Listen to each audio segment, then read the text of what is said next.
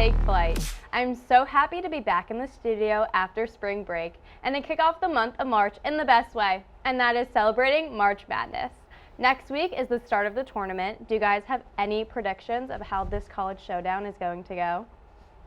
You can start. You definitely know more than me. I don't know if I do.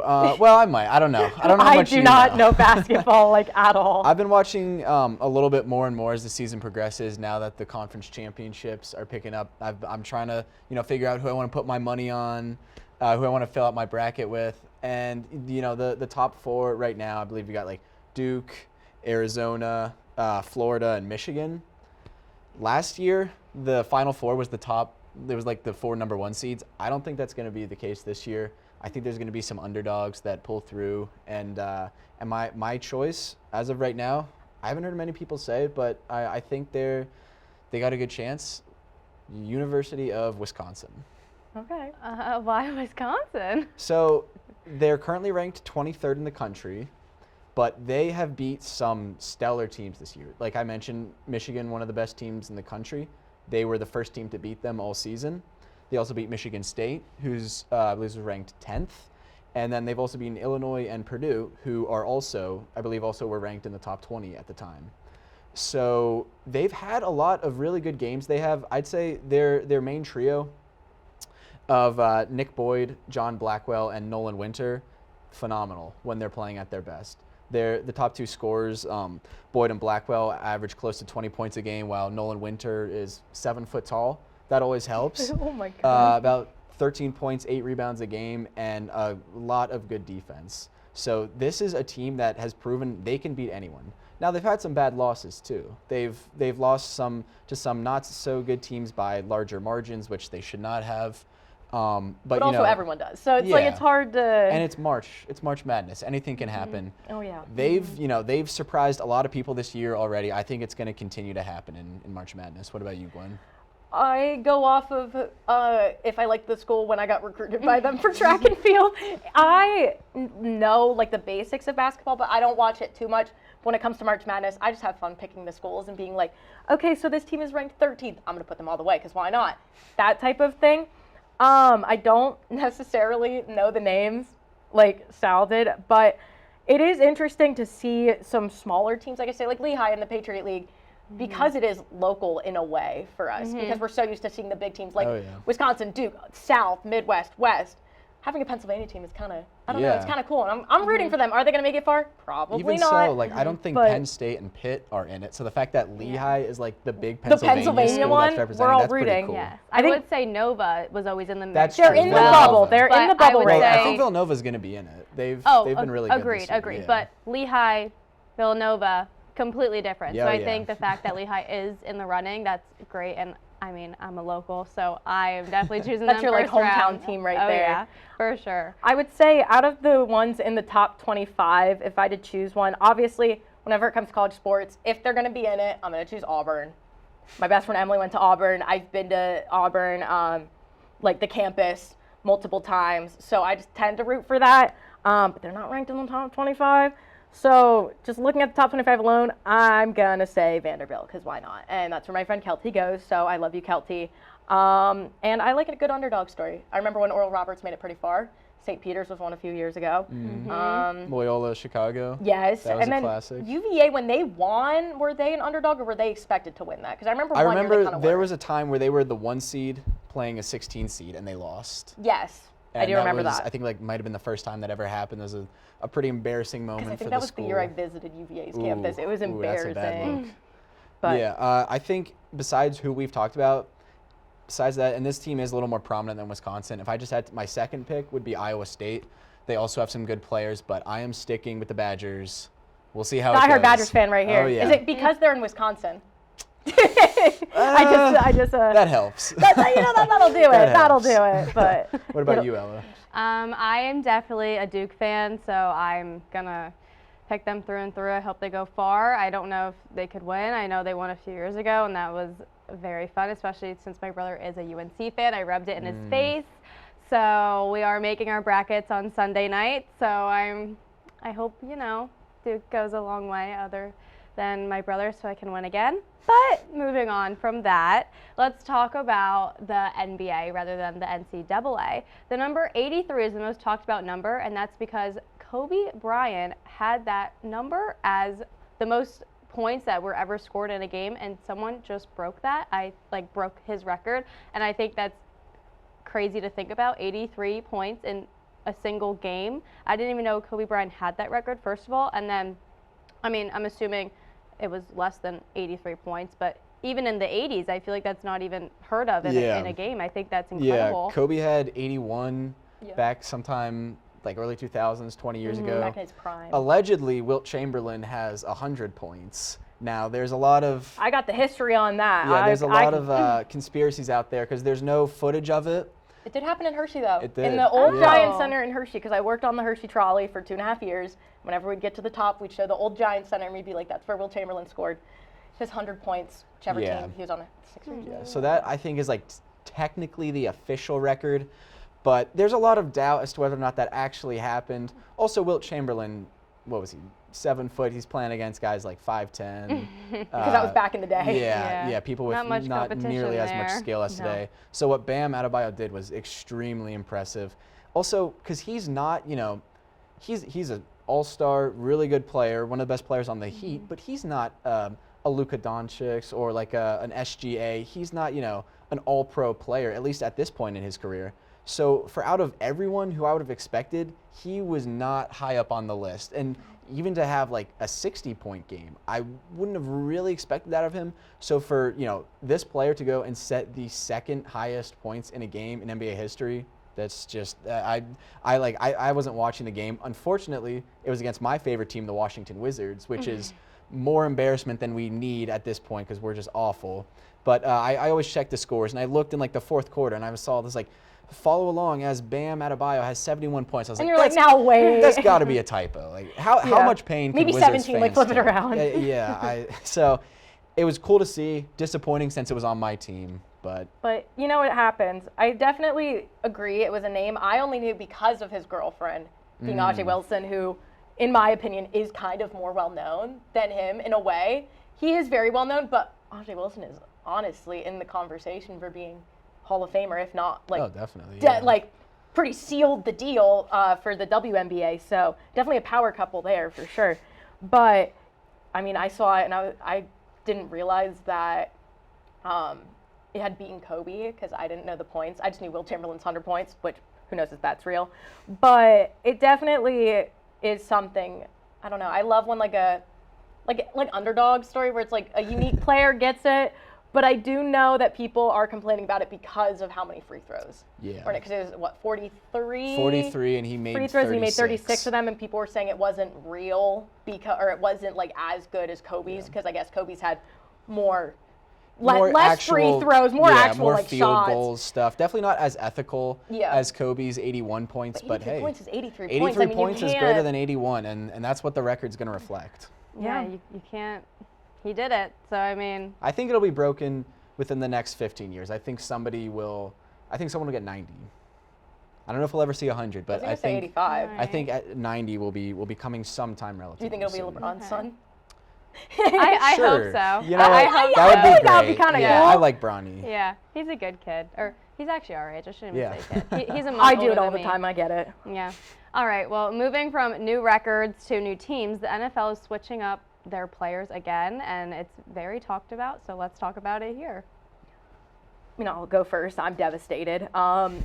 Travis Etienne got traded to the New Orleans Saints, and it absolutely broke my heart. I know he had off times, but I think he really proved himself as a running back one, essentially, like for the Jags. And then his contract ended, and they let him go. And I definitely think it was because Trent Baalke, the old GM, really messed up the cap salary, cap space, monetary amount, so they don't have enough money for him because he is kind of people wanted him. They want, not like the biggest teams, but it wasn't like no one wanted him and he's sitting there twiddling his thumbs waiting for someone to come. Devin Lloyd, another Jags player, going to the Panthers.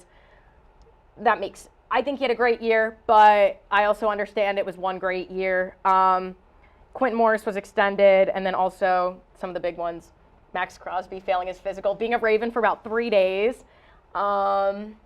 Definitely Geno Smith going to the Jets for essentially a McDonald's Happy Meal, as I call it, because it was like a 6th round pick or something. That's a bit of an overpay, I think. I don't know if I would ever want to sign Geno Smith as a starter. Yeah, and as about an hour ago, before we are talking, Kyler Murray just got signed for a 1-year deal for the Vikings. So I definitely missed some. You Kenneth definitely Walker have some, to the Chiefs. That was right after me. winning Super Bowl MVP, they let him walk in free agency. I thought they were going to keep him for a year. I thought they were going to do a year or two. Yeah, I mean, I don't know if a franchise tag could have worked in this situation, but it's just I would wonder when the last time the Super Bowl MVP basically doesn't get re-signed by another team right away. And I think that says something about the Seahawks, where they see their future in Sam Darnold, Jackson Smith-Njigba, and just the defense that they've built. Now, they lost Tariq Woolen and Kobe Bryant, so I don't know where the Seahawks' future is. I know during the Super Bowl time, we kind of agreed that the Seahawks weren't going to be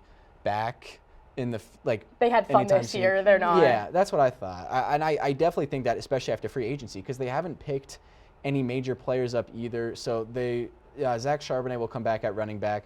They're missing a power running back. Also, their defense has gotten a lot worse. Is very hit or miss. He's good, but I was a little surprised. And he'll be coming off an injury too, so that'll be interesting to see if he's able to bounce back. I don't know. I think maybe one of the bigger winners was the Raiders. Even though they ended up not being able to trade Max Crosby, they got some good talent. They signed Tyler Lindenbaum. I didn't expect him to sign with the Raiders. He's one of the best centers in the NFL. And their offensive line was a big struggle last year. Oh, absolutely. They got Quay Walker from the Packers. Unfortunately, that was sad to see. But we got Zaire Franklin, so I think we'll be okay. But the Raiders really, really stepped up both their offense and defense. They still have the number 1 overall pick, where they'll likely take Mendoza, who this may be a hot take. I don't think he's going to be great in the NFL. Better than Diego Pavia. That's all I got to say. All right, well, that's not a high bar at all. But I don't know. I just don't see him translating into the NFL. So I think the Raiders are in a decent position right now, but I think their biggest issue is going to be quarterback, and I don't think Mendoza is going to be the answer. Yeah. Not that really has to do with free agency, but they set themselves up in a good position. I just think they're going to be lacking at quarterback if they do end up taking Mendoza. Yeah, and another quick one before we move on. How do you feel about Kirk Cousins getting released from Falcons? Makes sense, but then them signing Tua Tagovailoa to replace Kirk Cousins? Because in my opinion, they are very it's oh, we just traded number 23 for number 22. It's not. I don't think it's going to be a huge difference. I mean, Kirk Cousins. It's time for him to go home. Well, okay. He showed some flashes of his old self in Atlanta this year when Michael Penix got injured, and I think he could be a serviceable backup for a team. Yeah, he's not a starter. Yeah, for right now. I was a little surprised that the Vikings didn't sign him. I thought they might bring him in to kind of mentor JJ McCarthy, since he was there for so many years. JJ McCarthy needs a lot of help. JJ McCarthy might be too far gone. I don't know. I don't know if that's going to work out. Yeah. It might be over for 9, but I think Kirk will sign somewhere on a really cheap veterans deal and just be a backup. I mean, he's a good guy. I think he knows maybe his time starting is over. Who knows? Maybe. You think go to Arizona? Maybe. I kind of have a feeling he could be the quarterback for Chad Ryland, who just got a 1-year extension deal. Shout out Chad. Sure. I guess so. I feel like that's maybe an okay team. I just have a feeling I could see that happening, but I just think they're going to stick with Jacoby Brissett and just tank.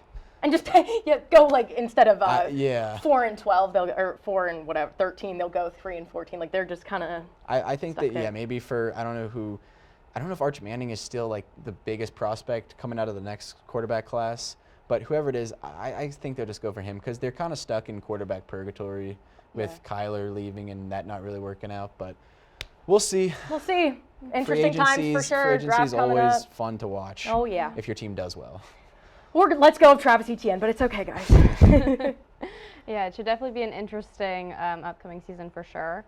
But up next, we have Frights with Frailey. Welcome back to the UFC segment of Flight Zone. The UFC has announced some exciting but also bittersweet news to a lot of the fans. During the UFC 326 event, Dana White announced the long-awaited White House card. Now, we all know Dana White has a good relationship with current President Donald Trump. This relationship and the UFC's unprecedented success as a sport has led to the White House collaborating with the UFC to hold an event on the South Lawn of the White House in celebration of America's 250th birthday. We've known about the White House card for a while, and there's been major hype and curiosity in who would be on the card. And now we know the card will feature 2 title fights along with 4 other fights. Starting with Diego Lopez versus Steve Garcia, Bo Nickel versus Kyle Dawkins, Michael Chandler versus Mauricio Ruffy, Sean O'Malley versus Amian Sahabi, Alex Pereira versus Shogun, and the main event will be Ilia Topuria versus Justin Gaethje. So why is this bittersweet? Dana White overpromised about how good this fight card would be. And now we do know that there was a fight that got canceled that was supposed to be on the card, but Dana White won't say anything about what that card could have been, leading fans into speculation. Ilia Topuria has come out and said that he was offered a fight at the 170 weight class against double champ Islam Makhachev, but Islam declined the fight. Now Ilia has said that Islam is ducking him and is too scared to fight him. There's been a bit of back and forth between the 2 fighters on the social media platform X, but no confirmation from Dana White that this fight was in the conversation. Now also, Ilia has been talking a lot of smack recently about Islam supposedly ducking him because of an injury, stating, and I quote, "Once again, someone else will pay for Islam's escape." He also said, "Justin, see you at the White House. I'm not someone who humiliates people. It'll be quick. When you wake up, everything will already be over." I believe Ilia on this one. Justin, I wish you a good recovery. This fight will take place on June 14th this summer, and I'm really excited for it. And that's all for this week. Back to you, Ella. Ending the show, as always, we have Bray's Breakdown. Welcome back to this week's segment of Bray's Breakdown, where we discuss the top plays, players, and games from your Elizabethtown College Blue Jay teams. We've got a lot to cover this week, especially with spring break, so let's jump right into it. First, let's start with the winter sports who recently reached the conclusion of their seasons, with the landmark playoffs coming to a close. The men's basketball team played their first round contest against Wilkes College after sneaking into the playoffs as a 5 seed. Prior to the matchup, Wilkes defeated the Blue Jays both times, leaving a lot on the line for the 3rd contest of the season. E-Town jumped out to an early lead, leading by 7 at the halftime break. The Colonels were too much to handle, however, in the second half, as Wilkes defeated Elizabethtown 74-70 after icing the game with free throws to win it. The Blue Jays were led by senior Austin Finarelli, posting 21 points and 6 rebounds in his final game for the Blue and White. Junior Woody Machado finished the game with 11 points and 4 rebounds. Senior Reese Ziegler finished his career with a near double-double, posting 9 points and 13 rebounds. E-Town's season ends with a record of 17-9, falling short of earning their first postseason victory since 2004, where they won the Commonwealth Conference Championship. The Blue Jays do have a lot to be proud of this season, however, clinching their first winning record season since the 2010-11 season and first playoff appearance since the 2009-10 season.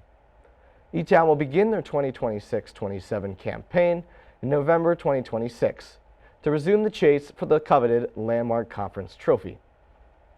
The women's basketball team fared a little better than the men's basketball team, surging through the opening round and the semifinals to reach the Landmark Conference Championship, their first appearance since 2023. The Blue Jays survived another overtime matchup to Drew, taking down the Rangers 80-72 in dramatic fashion.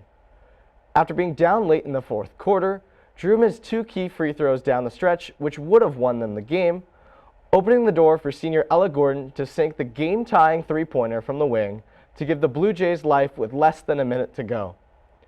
E-Town took the momentum into the overtime period, going on an 8-0 run and spoiling the Cinderella chance by Drew.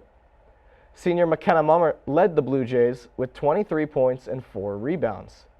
Senior Aaliyah Kennedy added on a career game, posting 21 points and a career high of 17 rebounds on 8 for 9 shooting in only 29 minutes.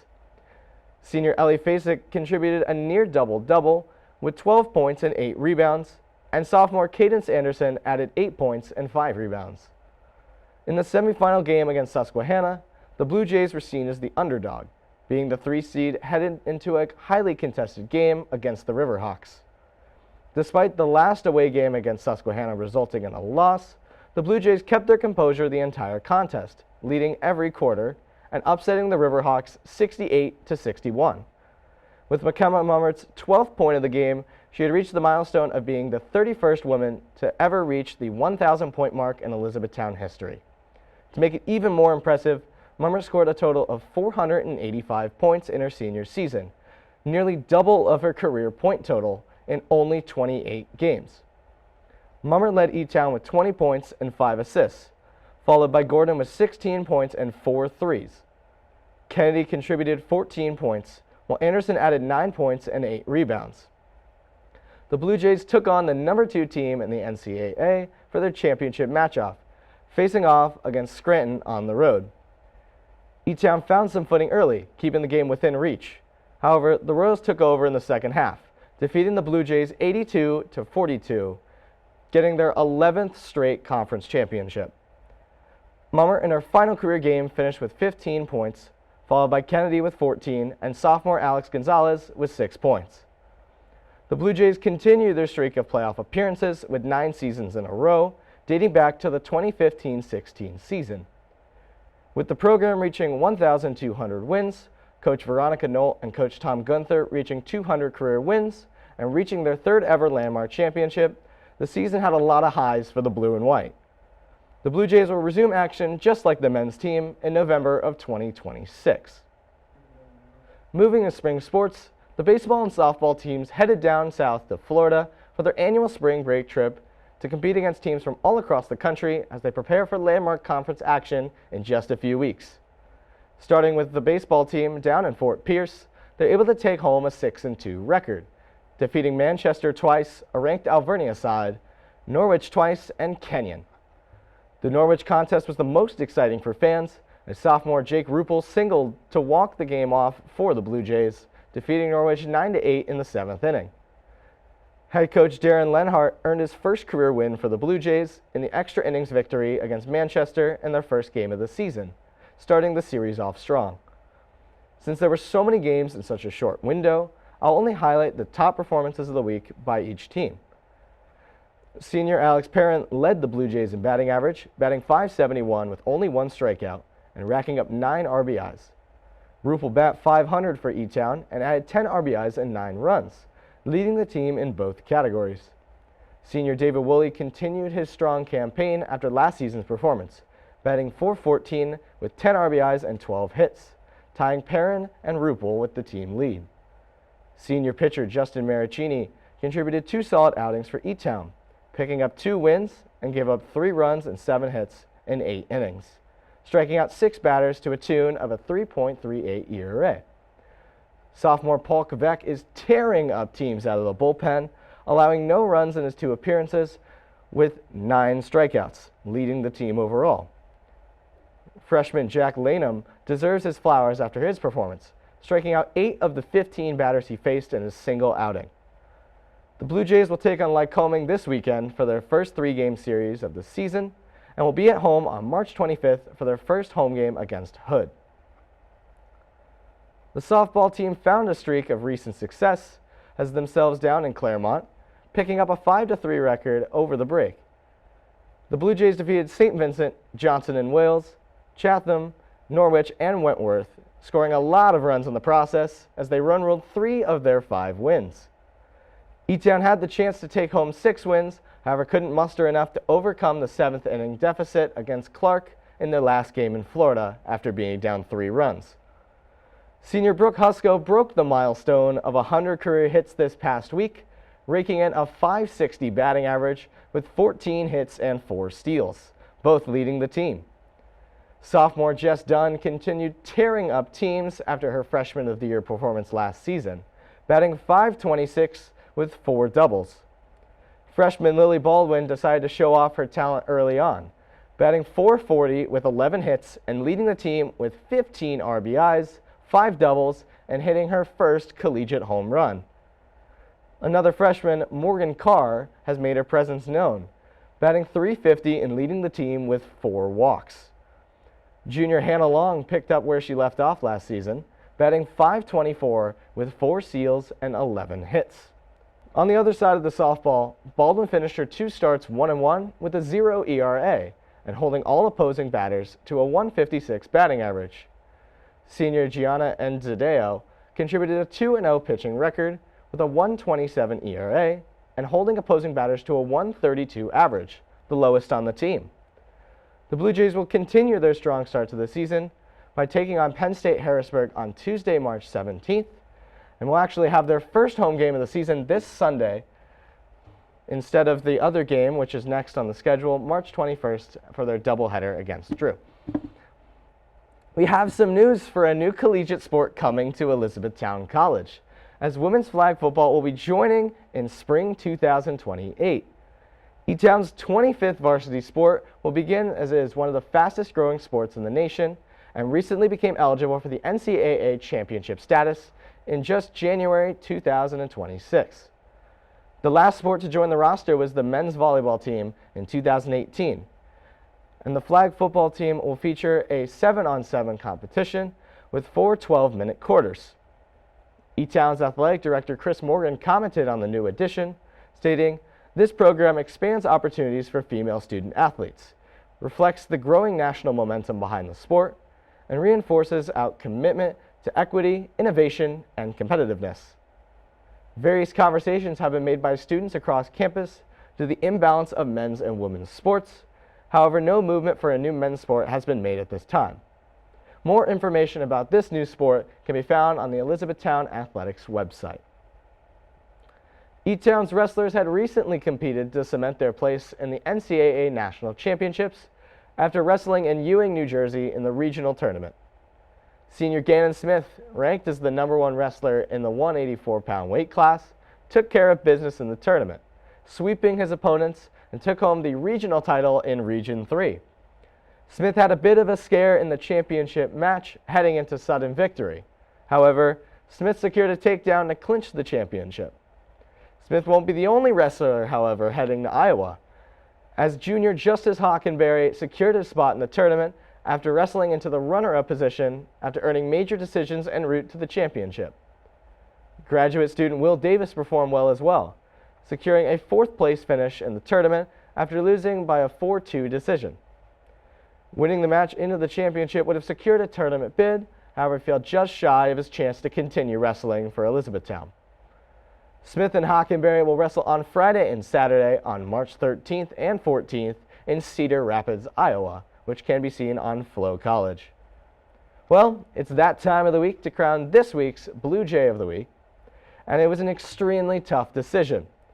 Despite all of the strong performances this week, I have to give this week's accolade to the person who not only hit just below 500, but pitched 2 dominant outings to take home wins for the softball team, Lily Baldwin. The true freshman put together a .440 average, leading the team in ERA, pitching strikeouts, doubles, and RBIs. After the first 8 games of the season, the Freshman of the Year award might stay in Elizabethtown if her great performances continue. Great job, Lily. Now back to the trio to wrap up this episode of Flight Zone. Thank you so much for joining us on this flight. We'll see you next week for our March Madness tournament kickoff. As always, stay in the zone.